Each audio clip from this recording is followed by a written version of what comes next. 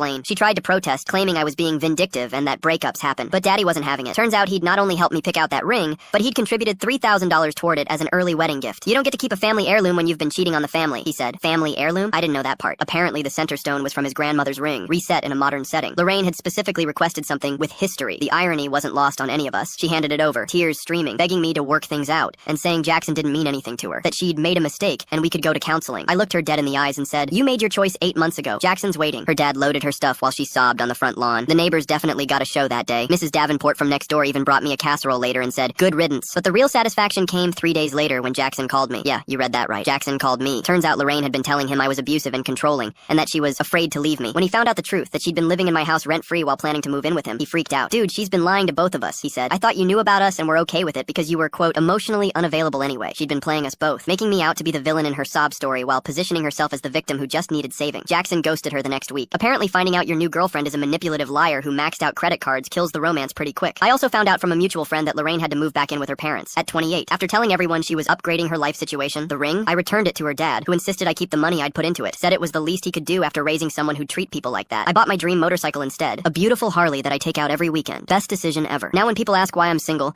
I just rev the engine and ride away. The freedom feels incredible after 4 years of walking on eggshells around someone who secretly despised everything about my life. Sometimes the trash takes itself out, but occasionally you have to help it find the curb.